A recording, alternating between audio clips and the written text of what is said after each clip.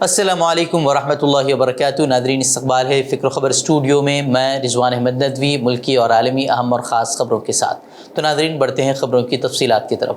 ہریانہ کے نوح میں ہونے والے فرقہ وارانہ فساد کے لیے ذمہ دار ٹھہرائے جا رہے مونو منیسر اور بٹو بجرنگی میں سے ہریانہ پولیس نے بٹو بجرنگی کو ڈرامائی انداز میں گرفتار کر لیا ہے۔ اسے فرید آباد کے ایک مکان سے پہلے پوچھ تاچھ کے لیے حراست میں لیا گیا، پھر پولیس اسٹیشن لے جا کر انہیں گرفتار کیا گیا ہے۔ اس سے قبل پولیس نے اسے خود سپردگی کے لیے کافی سمجھایا بجھایا، لیکن جب وہ نہیں مانا تو پولیس اہلکار اس کے مکان میں گھسے اور اسے گھسیٹتے ہوئے باہر لائے اور پولیس وین میں بٹھا کر پولیس اسٹیشن لے گئے۔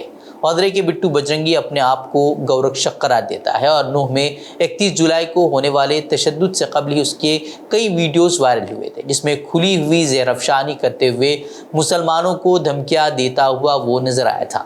اس نے مونو کے ساتھ مل کر نوح آنے اور وہاں کے لوگوں کو سبق سکھانے کا اعلان بھی کیا تھا، اور انہی ویڈیوز کی وجہ سے نوح میں ماحول خراب ہوا تھا۔ جس کے بعد جو کچھ تشدد ہوا اور تشدد کے بعد کیا کچھ ہوا وہ ہم سبھی جانتے ہیں، اسے پھر سے بیان کرنے کی ضرورت نہیں ہے۔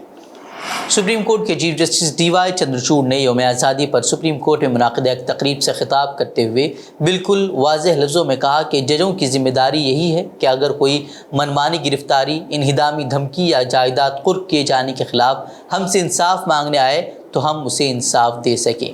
انہوں نے مزید کہا کہ ایسے معاملات میں جو کچھ بھی فیصلہ آئے، لیکن ہمیں اطمینان ہونا چاہیے کہ اس میں انصاف کیا گیا ہے، اور یہی اس ملک کی قانون کی بالادستی کے لیے ضروری ہے۔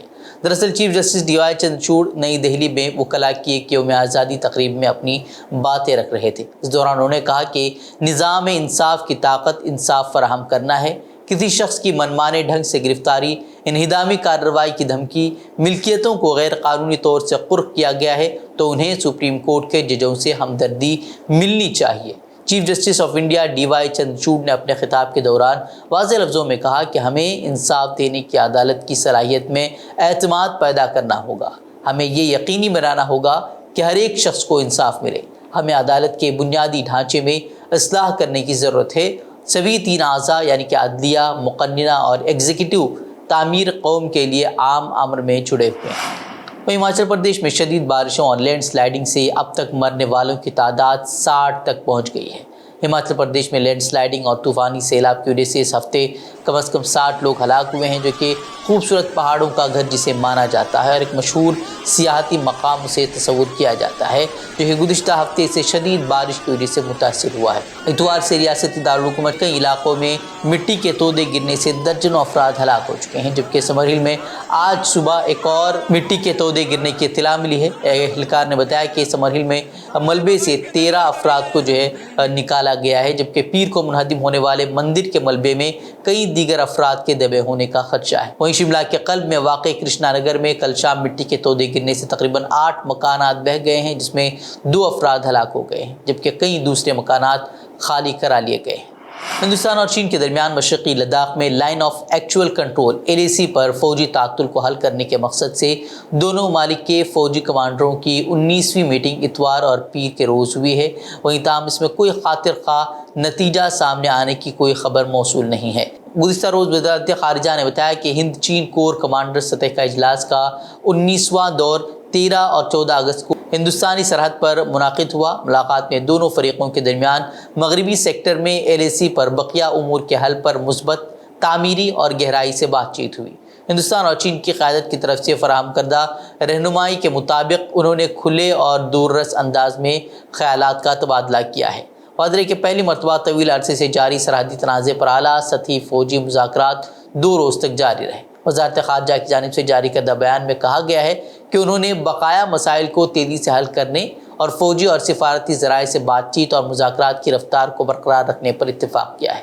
بتا دیں کہ مشرقی لداخ میں بعض مقامات پر ہندوستان اور چین کی فوجیں تقریباً 3 سال سے زائد عرصے سے آمنے سامنے ہیں۔ حالانکہ دونوں فریقین کی جانب سے وسیع سفارتی اور فوجی مذاکرات کے بعد کئی علاقوں سے علیحدگی مکمل طور پر اختیار بھی کر لی گئی ہے۔ اسرائیلی فوجوں نے مغربی کنارے کے ایک علاقے میں بچے سمیت 2 فلسطینیوں کو گولیاں مار کر شہید کر دیا ہے۔ تفصیلات کے مطابق صہیونی فورسز نے مغربی کنارے کے شہر اریحا میں پناہ گزین کیمپ پر دھاوا بولا اور گھر گھر تلاشی کی آڑ میں 2 نوجوانوں کو انتہائی قریب سے ان کے سینے میں گولیاں مار کر انہیں شہید کر دیا۔ واضح ہے کہ رواں سال اب تک اسرائیلی فورسز 220 سے زائد فلسطینی نوجوانوں کو شہید کر چکے ہیں، جبکہ رواں ماہ اگست میں اب تک 12 فلسطینیوں کو شہید کیا جا چکا ہے۔ سویڈن میں ایک بار پھر کروڑوں مسلمانوں کی دل آزاری کرتے ہوئے قرآن پاک کی بے حرمتی کی گئی ہے۔ عراق سے تعلق رکھنے والے 2 ملعونوں نے شاہی محل کے سامنے مرکزی چوک پر قرآن پاک کا نسخہ نظر آتش کر دیا۔ ناپاک جسارت کو روکنے کی کوشش کرنے والے مسلمان نوجوانوں کو پولیس نے گرفتار کر لیا، جبکہ واقعے کے وقت پولیس کی بھاری نفری بھی موجود تھی جو کہ واقعے کے خلاف احتجاج کرنے والوں کو روک رہی تھی۔